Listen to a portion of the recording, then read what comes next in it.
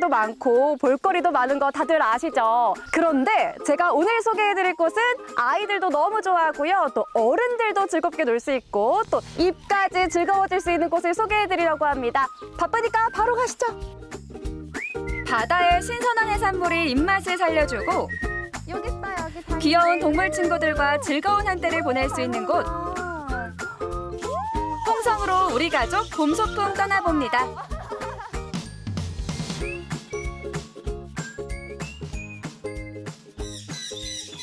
맑은 새소리가 가득한 이곳은 충남 홍성의 한 동물농장입니다. 와, 맑은 새소리를 쫓아서 왔더니 이렇게 색다른 곳이 펼쳐졌어요. 안녕하세요, 사장님. 네, 여기는 앵무새들이 살고 있는 공간이고요. 앵무새뿐만이 아니고 작은 동물도 같이 생활하고 있는 공간이에요. 앵무새도 있고 작은 동물들도 있고요. 네. 저 동물 너무 좋아하는데 얼른 네네네. 보고 싶어요. 네, 한번 가볼까요? 네. 귀여운 소형 앵무새인 퀘이커 앵무새가 저를 보더니 폴짝 날아옵니다. 친화력 짱이죠. 처음에는 좀 이상했는데 조금 있다 보니까 뽀뽀해주는 것 같고요.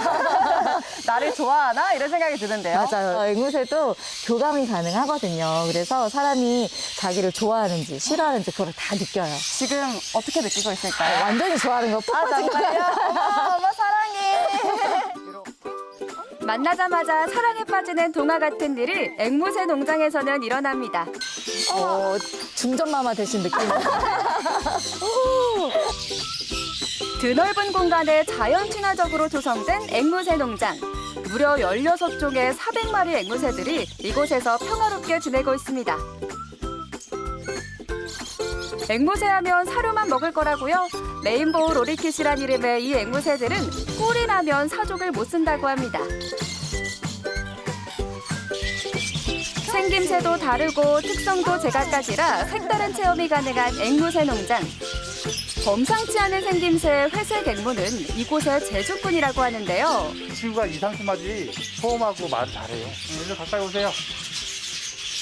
이리 와봐. 아, 사장님 방송 중에 핸드폰 좀 꺼주세요. 아니에요. 핸드폰 껐어요. 이 친구가 내는 소리예요. 응? 네. 잠깐만, 알림 온 거 아니죠? 안 왔네요. 네, 아닙니다. 안녕하세요. 우와, 얘기 정말 잘하죠? 너무 신기해요. 네. 안녕하세요. 안녕하세요. 아니, 사장님 여기 한 분 더 계셨어요. 그죠? 네 명은 앵무새는 사람 말하는 사람 가르치는 사람을 쫓아서요. 안녕하세요.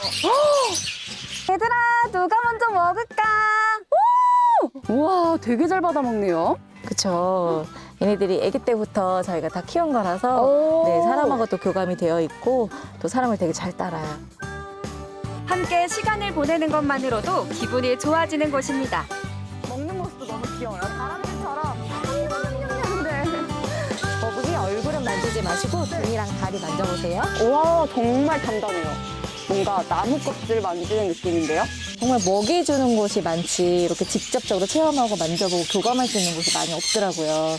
그래서 아이들이 동물들하고 교감을 하면서 이 정서적인 좀 안정을 느꼈으면 좋겠다 그런 생각을 가지고 있어서 2017년 처음 홍성에서 동물농장을 열게 된 부부. 도시에서 직장 생활을 하다 귀농을 하고 이곳에서 새 삶을 시작했는데요. 돌봐야 할 동물들이 많다 보니 매일매일 해야 할 일이 산더미지만 힘든 만큼 보람도 크다고 합니다. 서울에서 직장 생활하면서 반려동물을 몇 마리를 키웠었어요. 근데 그때 이제 키우면서 느끼는 감정들이 너무너무 좋더라고요. 동물들하고 같이 생활하려고 귀농을 하게 됐습니다. 부부의 노력 덕분에 아이들을 위한 명소로 소문난 동물농장. 부모님들의 만족도도 높다고 합니다. 올라가라 뿅! 아 예쁘다. 이야. 동물원도 가보긴 했는데 동물을 가까이서 직접 만져보면서 이렇게 소통할 수 있는 게 여기가 제일 좋은 것 같아요. 꼬물꼬물 작은 생명체들을 만나 교감을 나누다 보면 일상에 지친 마음에도 평온한 휴식이 찾아옵니다. 태어난 지 20일 정도 됐어요. 아, 진짜요? 네. 사랑이 샘솟게 하는 동물농장으로의 나들이 어떠신가요? 이 눈가에 웃음이 끊이지 않는 그런 정말 동물도 행복하고 또 사람들도 행복한 그런 행복이 가득한 동물농장 같은데요. 이곳에 많이들 와주세요. 와주세요. 이번엔 홍성으로의 나들이를 더욱 즐겁게 해주는 남당항의 특별한 맛집을 찾았습니다. 안녕하세요. 네. 아니, 남당항이 싱싱한 해산물로 유명한 건 알겠는데 이곳에서만 맛볼 수 있는 특별한 음식이 있다고 해서 왔어요. 네, 잘 찾아왔어요. 제가 맛있게 항상 차려줄게요. 생소한 마늘국수를 비롯해 대하를 튀겨 만든 대하탕수육과 회덮밥까지 이곳만의 별미들 지금 만나봅니다. 아니, 어쩜 이렇게 진수성찬이 푸짐하게 한 상 차려졌어요. 우리 집에 특별 이 마늘국수가 맛이 좋아요. 마늘국수. 마늘국수. 듣도 보도 못한 마늘국수. 대체 마늘은 어디에 들어있으며 그 맛은 어떨지 몹시 궁금하더라고요. 마늘이 몸에도 좋고 하니까. 이 혀 끝끝에 그 마늘의 알싸한 맛이 톡톡 쏘는데 달콤한 맛도 있고 또 그 오묘한 알싸함 그게 참 좋아요. 조리 과정도 간단한데요. 삶은 소면에 비법 소스를 끼얹고 마늘을 듬뿍 넣어 비벼주면 끝입니다. 제가 어려서부터 해먹던 것이고 음식점을 하게 되면은 이거를 좀 한번 내볼까 하는 생각으로 한 30년 전 어려서부터 생각했던 거예요. 아, 정말요? 사장님의 30년 내공이 담긴 마늘국수라고 할 수 있겠네요. 그렇죠. 와. 다음은 대하탕수육을 만나볼 텐데요. 큼지막한 대하에 튀김옷을 골고루 입혀 기름에 튀겨내고요. 고기버섯과 다양한 채소를 넣고 끓인 비법 소스를 끼얹어주면 대하탕수육 완성입니다. 또 한 번에 기대되는 맛이에요. 이제 대하가 풍부하니까 뭐 꼭 대하 구이만 먹을 수는 없잖아요. 그래가지고 대하로 탕수육을 하면 어떨까 생각을 해가지고선 탕수육을 해봤는데 소스는 비법입니다. 한번 그러면은 잡숴보세요. 일단 한번 먹어볼게요. 이렇게 소스 묻혀서. 난생 처음 먹어보는 대하탕수육. 그 맛은 어떨까요?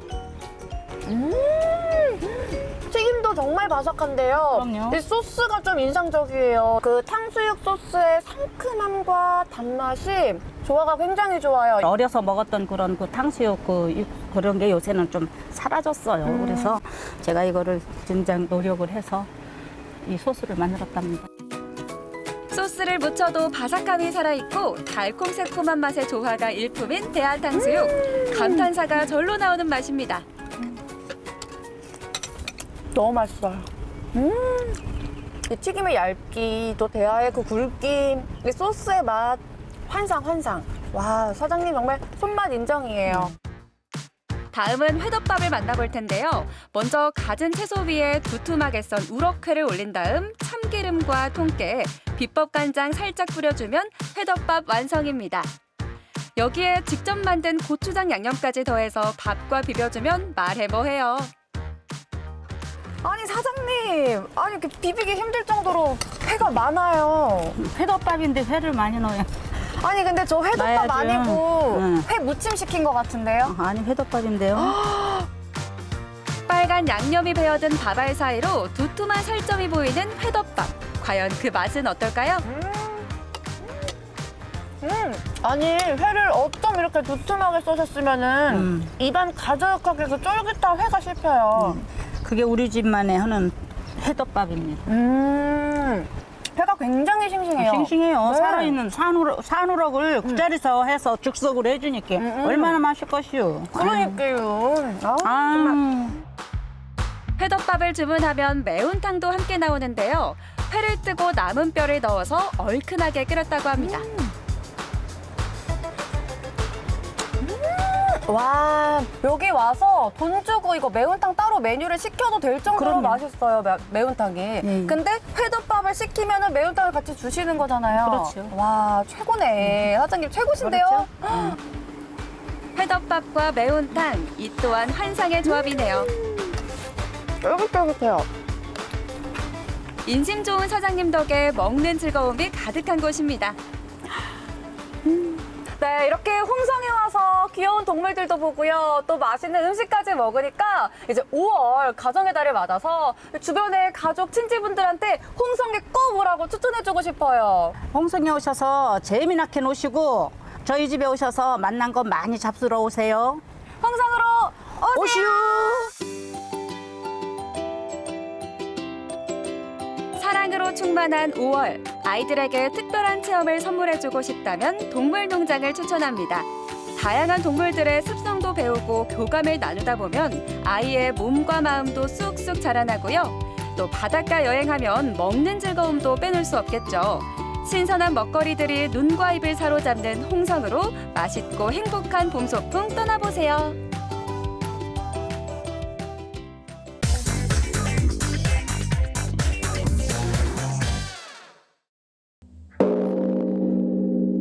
시간을 알리거나 사람들을 모을 때 또는 의식을 행하고자 할 때 쓰였던 범종. 지금은 중요한 문화적 상징으로 자리매김했는데요. 사람의 손이 빚어낸 천년의 소리, 마음까지 울리는 소리가 만들어지는 곳. 오늘이 긴장이 최고로 돼요. 한번 삐끗하면은 그냥 여태까지 한 게 전부 다 물거품이 돼버리기 때문에 문화유산이자 세계 최고의 종을 만드는 사람들이 있는 곳으로 안내합니다. 고즈넉한 풍경이 자리한 이곳은 진천군 덕산읍. 화창한 봄날, 뜨거운 열기 속에 모두가 집중에 또 집중을 하고 있는데요. 이곳은 바로 우리나라 최초의 범종 제작사이자 이른바 범종의 명가라 불리는 곳입니다. 우리 팔촌 형님이 이걸 만들었어. 이 교회종을 만들고 6.25 딱 터지고 나서 교회종 막 단피가 화천까지 가서 종 만들었대요. 그때는 이런 꿈을 못 꿨다. 쇠를 녹여 각종 기물을 만드는 장인을 말하는 주철장. 대한민국 명장이자 중요 무형문화재로 지정받은 원광식 주철장이 아들과 함께 미루고 미루던 최대 크기의 범종을 제작하는 중요한 날입니다. 우리나라에는 그 일본이나 이런 쪽에 없었던 그 밀랍주조 공법이라는 이제 그 전통 주조 기법이 있고, 물론 이제 중국에서 넘어와서 중국도 사용을 했었지만은 하여튼 저희가 보면은 저희는 꾸준히 밀랍주조로 전통적으로 계속 종을 만들어 왔고, 일본이나 이런 나라들은 보면 뭐 사형주조라고 해서 흙으로 이렇게 만드는 그 재래식 방법으로 종을 꾸준히 만들어 왔는데, 그런 공법적인 차이에서 일단은 그 정밀함이라든지 그 품질의 차이가 나요. 원광식 주철장은 17세 때 범종 제작 기법을 전수받은 뒤 종 제작에만 매진해온 장인입니다. 문양의 디자인, 거푸집 제작, 쇳물 붓기, 이 모든 과정은 혼자 하기 힘든 작업인 만큼 경험 많고 노련한 장인들이 함께 진행해 가는데요. 모든 작업 공정이 복잡하고 까다로울 뿐만 아니라 고도의 기술이 필요하다고 합니다.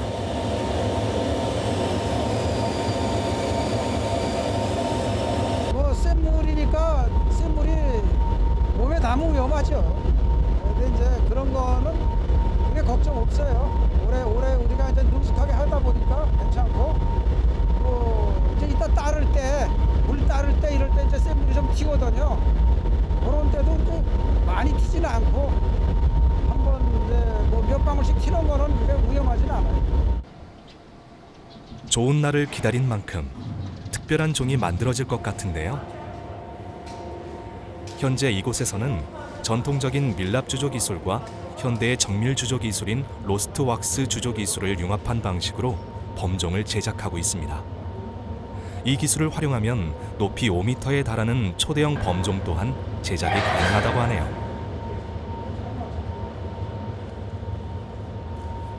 오늘은 이른 아침부터 쇳물을 붓기 위한 준비 작업이 한창입니다. 거푸집의 모든 곳을 최대한 꼼꼼하게 메우고 채워야 합니다. 한 치의 오차도 없이 대충 넘어갈 수 없는 정밀한 작업이죠. 오랜 시간 많은 분들의 손발이 맞아야 할 수 있는 고도의 작업이기도 합니다.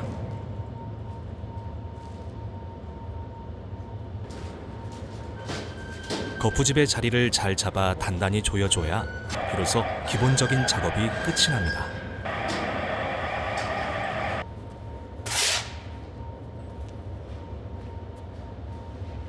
저기 지금 저 모래하고 약품하고 섞어가지고 저 지금 틈새 막으려고 내려보냈어요.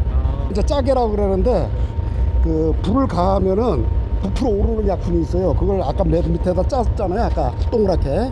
그래 이제 그거가 압축을 이겨내는데 그래도 또 불안하니까 아예 메꿔버리는 거예요. 더 이상 못 밀려 나오게.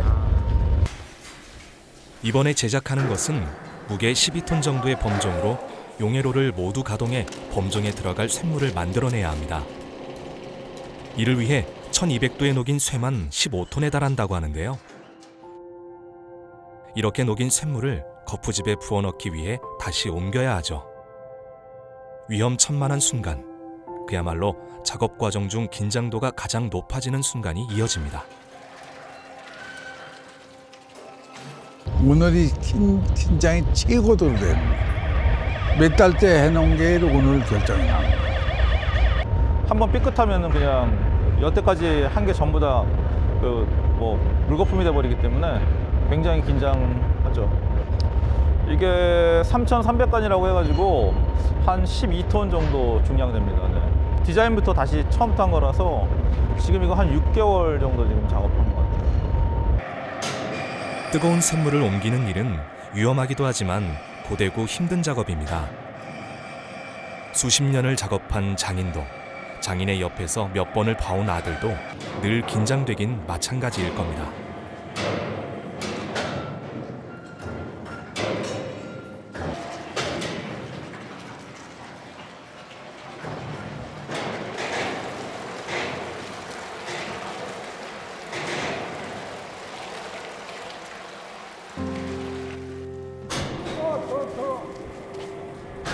어린 시절 고된 작업장 생활을 시작으로 결혼 후 쇳물의 한쪽 눈을 잃은 사고를 당하고도 범종 만드는 일을 내려놓을 수 없었던 원광식 주철장. 종을 만드는 것이 자신의 운명이라고 믿으며 평생을 바쳤습니다. 그 결과 우리나라의 범종은 우수한 조형과 아름다운 소리를 간직하고 있어 세계 최고의 종으로 인정받고 있습니다. 1100까지 기다려요. 1100까지. 좀 기다려요. 몇 도가 작업할 수 있는 온도예요? 보통 한 1100도 이하, 1050도에서 1100도 사이? 저기 많이 올라가면 1300까지도 올라가는데 오늘 같은 경우에 한 1200 정도까지 올라가지 않았을까 싶네요. 이제 이게 옮기는 시간 동안 온도가 떨어진 거지. 살갗되는 시간이 걸리기 때문에 그렇게 안 떨어진다니까. 한번 다시 해보고.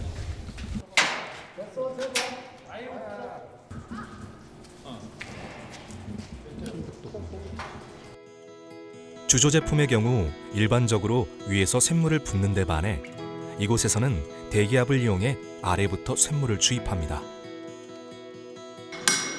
이런 경우 기포가 형성되지 않아 주조 품질이 아주 우수하다고 하는데요. 눌러. 확 눌러. 누르고 있어. 오케이.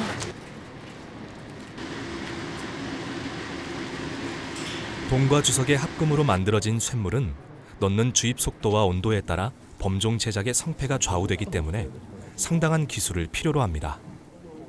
상부 배출구에서 나온 가스로 상태를 확인해야 하는데요. 아, 넘친다. 6개월의 범종 제작 기간. 좋은 날을 잡기 위해 미루기를 반복하며 드디어 쇳물 작업까지 이어왔는데요.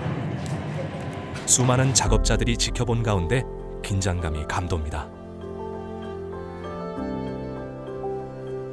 해체할 때 그때 사실 되게 긴장돼요. 그때 어느 정도 판가름이 나기 때문에.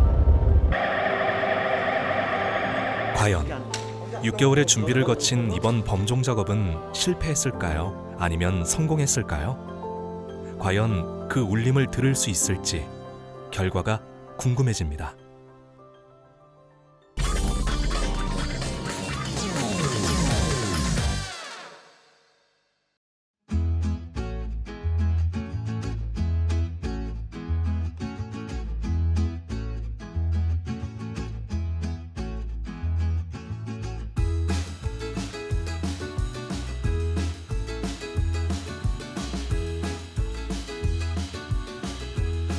제 피부 좋죠. 피부 좋고 싶으면은 무조건 부추 된장을 많이 드십시오.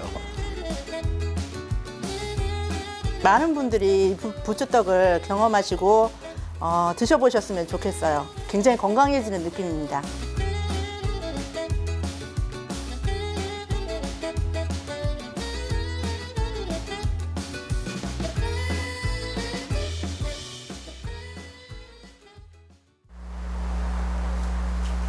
아니 선생님 안녕하세요. 예, 안녕하십니까. 아니 제가 오늘 명장군을 만나러 왔는데 소개 좀 부탁드릴게요.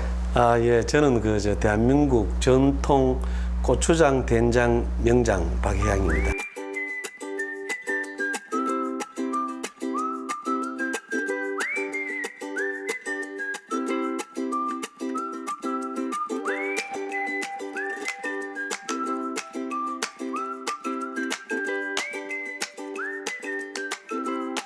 된장을 가지고 대한민국 전통 명장이 되었습니다. 근데 그 된장 단순한 액체가 아니고 또 가루로 만들었습니다. 그래서 특허까지 받았죠.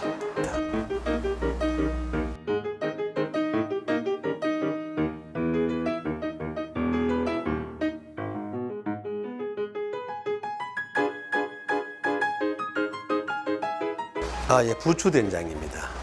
부추 된장이요? 예. 특별히 가루로 또 만드신 이유가 있을까요?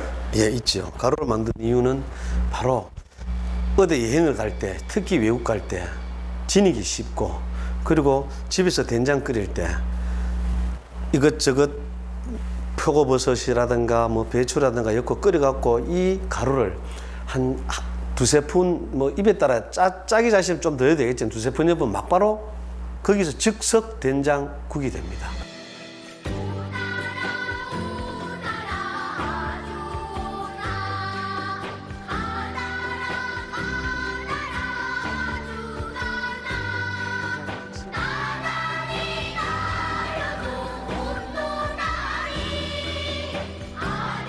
첫째, 제가 부추 된장을 개발하게 된 동기는 바로 울산의 특산품입니다.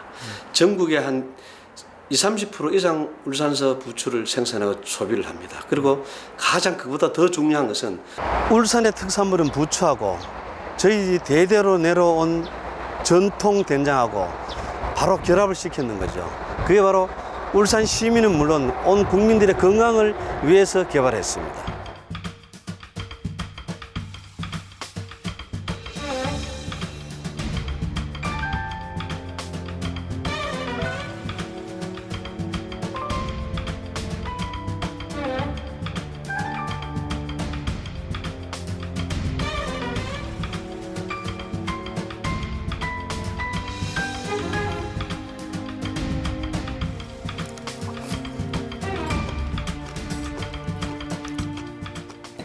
부추 된장은 이제 된장의 맛은 있지만 기존에 갖고 있던 그 특유의 맛이 조금 덜해서 된장에 대한 거부감이 있는 사람도 쉽게 먹을 수 있는 것 같습니다.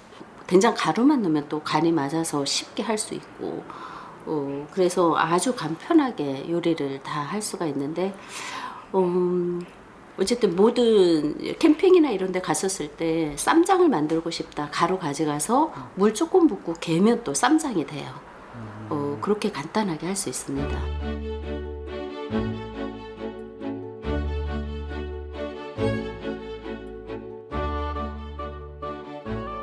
부추 된장은 울산 시민뿐만 아니라 우리나라 전 국민들의 건강을 지키고 싶은 바로 울산의 특산물인 부추를 가지고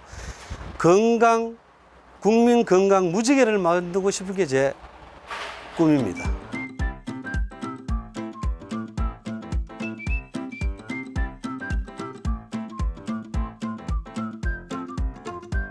되게 유명한 게 있다 해서 왔거든요. 네네. 어떤 건가요? 울산 특산품으로 만든 부추떡입니다.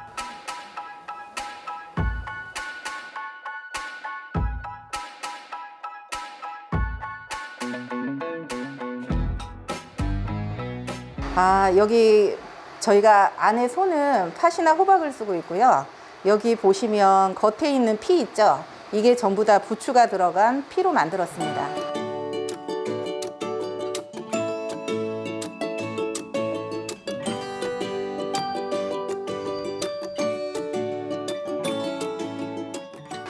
울산 특산품이기도 하고요, 부추가.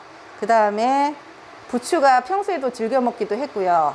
또 제가 당뇨를 앓고 있어서 당뇨에 좋은 식품이 없나 찾던 중에 부추를 저 발견하게 되어서 부추로 떡을 하게 되었습니다.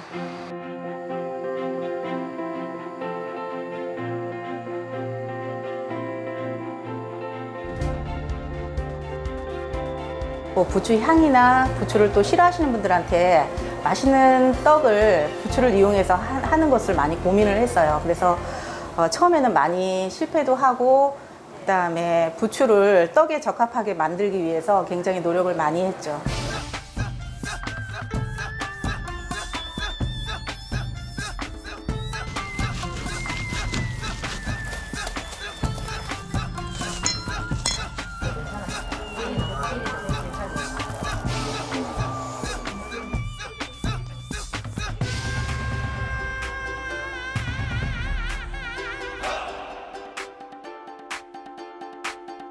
울산에서 나는 신선한 재료, 특산품을 가지고 울산 최초로 부추를 이용해서 떡을 만들었다는 그런 기쁨도 컸습니다. 같이 그래. 일단 안고가 안 달아서 좋다. 그렇죠. 안고가 안 달아서. 근데 연한 음식이 내가 아니 이빨에 붙을 줄 알았는데 붙지도 않고 깔끔하게 너무 쫄깃하게 맛있어요. 향도 생각보다 많이 나지도 않고 네, 너무 맛있어요. 좀 씁쓸한 맛이 날 것 같아서 좀 거부감이 있을 것 같은데 일단은 부드럽고 향이 부추 향이 억세지 않아서 좋습니다 저는. 예, 그래서 강추. 울산 특산품인 부추가 생각보다 많은 분들이 울산 특산품이라는 것도 모르고 계시고요. 그 다음에 이렇게 밭의 산삼이라고 불릴 정도로 굉장히 효능이 많고 정말 건강한 식품인데 이렇게 떡을 이용해서 많은 분들이 드셨으면 하는 것이 저의 바람입니다. 건강한 울산? 예, 그 말이 갑자기 생각이 나네요.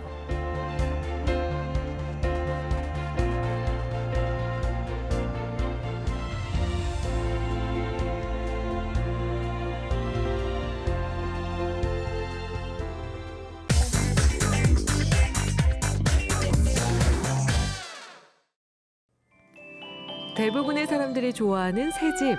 하지만 아직 옛날 집을 고집하는 사람들이 있습니다. 집의 원형 그대로를 지키는 경우도 있지만 요즘엔 현대식으로 리모델링하는 사람도 많은데요. 오늘은 이 구옥을 고쳐서 현대식으로 새롭게 탄생시키는 곳을 찾아가 보겠습니다.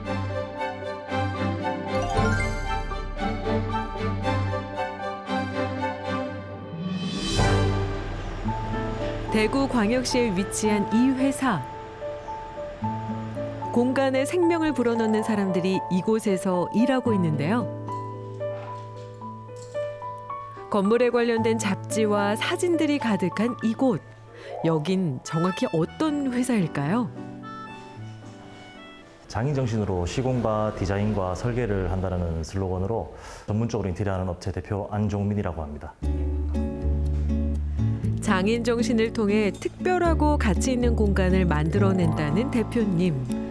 대표님이 고수하고 계신 철학도 있다고요? 여러 가지를 채우는 것보다 조금 비우는 걸로 인해서 아름다움을 만들어내는 게 공간에 대한 철학이라고 생각을 합니다. 너무 저희의 역량을 실내 공간에 부합하는 것보다는 거기에 실제로 머무르시는 분들께서 세월이 흘러가면서 하나둘씩 조금씩 채워가시는 거를 재미를 느낄 수 있게 해드리려고 노력을 하고 있습니다. 작업자의 만족보다 중요한 건 공간에 가장 오래 머무를 사람. 클라이언트가 가장 편안할 수 있도록 모든 과정 하나하나에 진심을 담습니다. 그 중에서도 특별히 기억에 남는 작업이 있을까요? 일반적인 기초의 건물들보다 조금 세월이 많이 지나고 있지만 한옥이라는 건축물 속에서 카페라든지 뭐 쉐어하우스 그리고 또 독채 펜션 그런 작업들이 좀 특이하게 기억에 남는 것 같습니다. 오래된 건물 그리고 한옥에 특별히 기억이 있다는 대표님. 아무래도 더 까다로운 작업 과정 때문이 아닐까 싶은데요. 제가 그 한옥 공사를 한 군데 한 곳이 있는데 오늘 또 점주님하고 한번 만나 뵙기로 해서 이제 그쪽으로 출발하려고 합니다. 같이 한번 가보시겠어요? 네, 가시죠 그럼. 사람도 예쁘게 화장하면 거기서 끝나는 게 아니라 중간중간 수정 화장을 해야 하죠. 건물을 예쁘게 꾸민 후에도 보수 작업이 필요한지 꼼꼼히 확인해야 합니다. 이곳은 경북 안동의 한 주택가. 집들이 옹기종기 모여있는 이곳에 대표님이 작업한 집이 있다네요.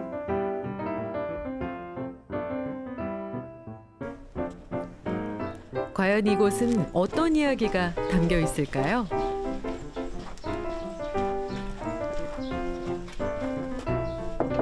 계십니까? 윤재 사장님. 네, 오랜만이었습니다. 네, 잘 지내셨죠? 반갑습니다. 정리하고 계시네, 안에. 반갑게 인사를 나누는 사람들. 이 집은 원래 1970년대에 지어졌습니다.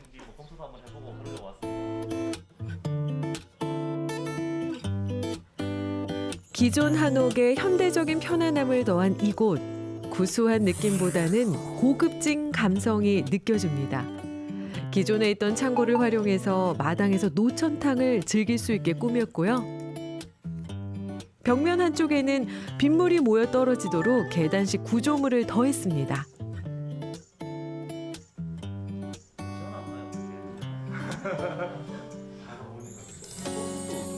사실 이곳은 부부의 보금자리가 아닌 안동에 위치한 숙박업소. 문을 연 지는 1년이 좀 넘었는데 벌써 안동의 핫플레이스로 자리 잡았습니다. 그런데 이 부부는 왜 예쁜 새 집이 아니라 하필 오래된 집을 고치기로 마음먹은 걸까요? 그 이유를 물어봤습니다. 저희 부부가 여행을 많이 다녔었어요. 그러면서 숙소 종류가 되게 많았죠. 뭐 한인 민박부터 게스트하우스, 그다음에 미국식 모텔, 그다음에 뭐 호텔이나 B&B 등등 이렇게 많이 다녔었고 국내 숙소들을 또 당연히 많이 이용하게 됐는데 내가 하면은 그래도 이런 아쉬운 점이 있다면 더 보완해서 더 잘할 수 있겠다라는 생각을 하게 됐었고 그래도 한국이고 그래도 안동이니까 안동에서는 한옥을 꼭 해야겠다. 생각을 해서 하는 먼저 선택하게 됐습니다. 물론 전통적인 것도 좋지만 관광객에게는 편안함이 최고일 수 있죠. 그래서 기본적인 청결부터 단열까지 한옥에 머무는 사람이 어떠한 불편함도 없도록 세심하게 챙기고 계시네요. 사장님께서 이곳을 처음 준비할 당시 가장 중요하게 생각했던 건 무엇이었을까요? 저는 준비하면서 한옥의 미를 살리면서 좀 더 품격화되고 고급진 숙소를 만들었으면 좋겠다는 생각을 했던 것 같아요. 대부분이 고즈넉하다라는 단어에 매여서 혹은 뭐 고즈넉하다라는 표현을 굉장히 쓰고 싶어 하시는 것 같더라고요. 당연히 한옥이니까 그럴 수밖에 없긴 한데 그래도 저희는 그런 그 단어에 매이지 말고 우리가 생각했던 대로 표현을 하자라고 해서 편안하고 좀 더 경험할 수 있는 고급진 한옥을 표현하고 싶었습니다. 실제로 고급화 전략은 관광객들에게 좋은 반응을 얻었습니다. 한옥하면 소박하다는 느낌을 받는 분들이 계신데요. 기본적인 인테리어부터 작은 소품까지 모두 기품 있게 준비하려고 노력을 많이 하셨다네요. 그렇다면 오늘의 주인공들이 이 집에서 특히 마음에 드는 공간은 어딜까요? 동시에 들어볼게요. 하나, 둘, 셋. 주방. 같은 말이네요. 같은 말이네요. 부엌, 주방 같은 말입니다. 저희 주방이 한옥 내에서 단차가 있는 공간이에요. 그 공간을 좀 욕심이 나서 좀 살리고 싶었고 지금도 현재 좀 가장 대표적인 공간이기도 하고요. 그런데 사실은 위에 다락이 있었어요. 이 다락 공간을 좀 살리고 싶어서 사장님이랑 좀 많은 얘기를 많이 나눴었죠. 이제 가장 석가래가 예쁘게 나온 곳입니다. 다락을 없애는 덕분에 침실에서도 거실에서도 모든 부분에서도 예쁜 석가래를 볼 수 있었다는 점. 원래 이제 하부는 아궁이로 예전 주방을 쓰던 곳이고 이제 한옥 구조에서 주방이 중앙에 배치돼서 이제 예전 같은 경우에는 여러 곳에서 이제 음식을 줄 수 있는 그 동선 자체를 굳이 평탄을 시켜가지고 공간을 바꿀 필요는 없다고 생각을 했고요. 우리가 좀 럭셔리하게 만들고 좀 고급지게 만들지만 그 안에서 또 한옥의 구조에 대한 재미도 같이 줄 수 있다면 더 좋겠다는 생각이 들었었습니다. 오래된 집을 새롭게 고쳐 쓴다는 것. 편리함과 내구성을 높이는 작업만큼이나 중요한 건 집이 가진 역사성과 전통을 그대로 지키는 일입니다. 이웃 주민들도 오래된 이 집이 어떻게 바뀌었는지 궁금하셨던 모양입니다.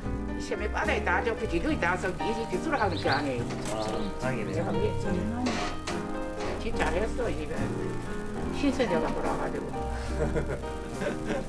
이웃 간에 어리 비꾸지 말고 잘 사시다. 예, 알겠습니다.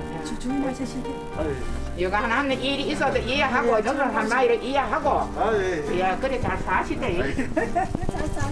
이웃 간에 비꾸면 안 돼. 앞쪽에도 저희 그 편말이나 지시등 같은 게 하나도 없어요.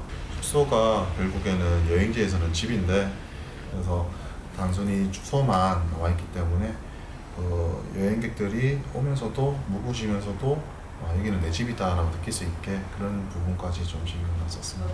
뭐 대표적으로 건축을 하면은 유럽 쪽이라든지 일본의 건축도 굉장히 유명하고요. 그런 것보다는 우리 한국 전통의 멋을 살릴 수 있다는 것 자체가 예를 들면 이 나라에서 태어나서 건축할 수 있는 가장 기분 좋은 이슈이기도 하고요.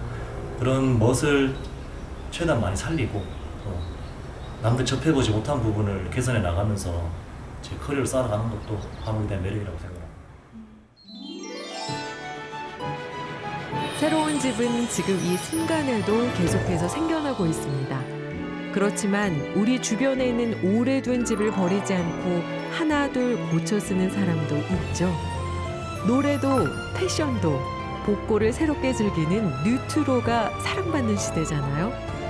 우리 곁에 있는 옛날 집, 새로움과 전통을 합쳐 특별한 감성으로 즐겨볼 수 있으니까 늘 새 것만 찾기보다는 내 주변에 있는 공간의 진짜 매력을 느껴보셨으면 좋겠습니다.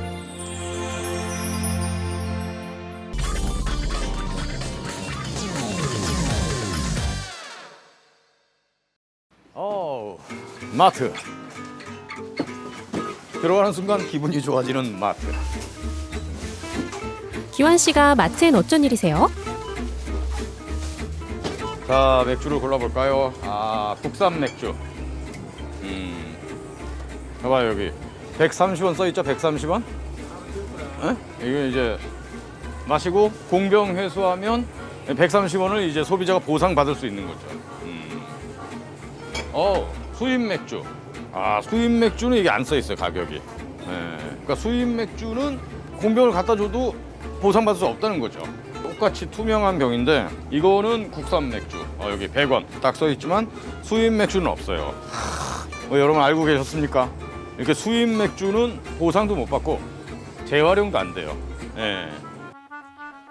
수입 브랜드지만 국내에서 생산한 맥주병은 공병 보증금이 있고 강릉에서 생산한 국산 맥주지만 특이한 모양의 맥주병은 재활용이 어려워 공병 보증금이 없다고 합니다. 쌓이고 쌓이는 쓰레기 중에서도 골칫거리인 공병. 짙은 색상이 줄을 이루는 와인병도 공병 보증금이 없다는데요. 수입 맥주병을 재활용하고 톡톡 튀는 아이디어로 환경보호에 앞장서고 있는 양양 사람들을 만나봤습니다. 이곳은 파도맛 좋기로 유명한 서퍼들의 천국 양양입니다. 작고 한산했던 해변에 국내 최초 서핑 전용 해변이 조성되면서 한 해 약 50만 명이 다녀가는 서퍼들의 성지가 됐는데요. 여기 진짜 무슨 발리 같네. 가조대 해변 인근에 수입 맥주병을 재활용하고 있다는 한 가게를 찾았습니다. 예, 반갑습니다.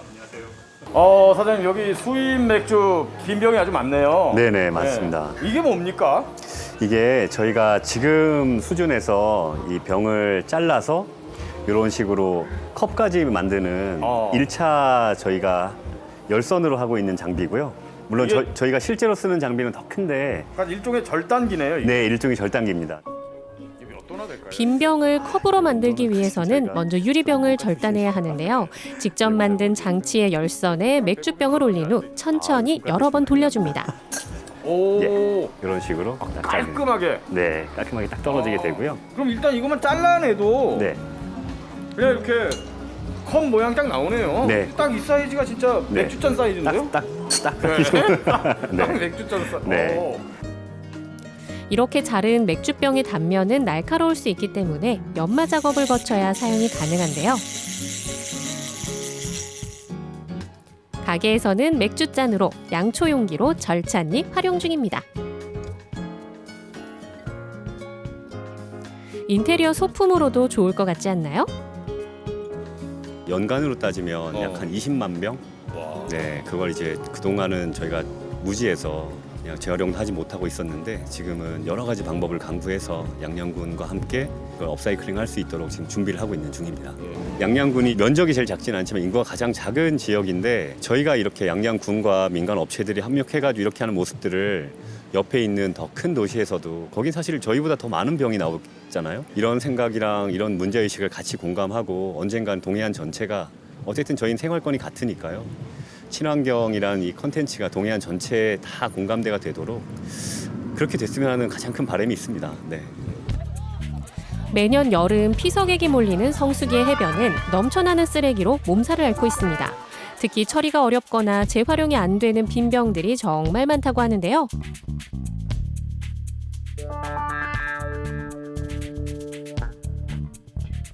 이를 해결하기 위해 양양군이 대책 마련에 나섰습니다. 이 수입 주류병들은 국내 주류병과 달리 재활용이 되지 못해서 전량 수거된 다음에 파쇄돼서 매립되고 있는 실정입니다. 그래서 그런 것들이 문제가 좀 많아서 저희들이 여러 가지 대책안들을 구상하면서 이번에 좀 해치우자 재활용 프로그램을 한번 마련해봤습니다. 양양군 추산 연간 발생하는 수입 맥주병은 무려 300만 병. 대도시에서는 병의 특성에 따라 재활용을 위해 수거해가는 업체들이 있다고 하지만 양양군에선 이 모두를 파쇄해 땅에 묻어야 합니다. 여기 뭐 무슨 뭐 시럽병도 있고, 야, 뭐 음료병도 엄청 많고, 그리고 여기 이제 수입 맥주병도 이렇게 있잖아요. 예. 이렇게 수입 맥주병도 있는데 이런 거는 다 파쇄가 된다는 거죠. 예. 이 많은 걸 그냥 땅에 묻는다면 그 비용이나 환경에나 다 안 좋겠죠. 그래서 양양군이 이런 방법을 냈습니다. 해변에 이런 바다에 해로움들을 치워버리자. 해변을 살리자. 이거를 모아서 저희들은 이제 요즘 한창 스마트 시대이기 때문에 온라인의 통합 시스템을 만들어서 모바일 앱을 통해서 이런 병들을 수거하고 그 가져오신 분들에게 리워드로 보상도 드리고 그걸 또 제품으로 만들어서 판매도 하고. 그러면 그 수입 병맥주를 이제 가져오면 뭐 어떤 보상을 받을 수가 있는 건데요? 저희들은 일단 계획은 공병 하나당 한 300원 정도 그렇게 처리를 해드리고. 현금으로요? 네. 지역 화폐로? 네네.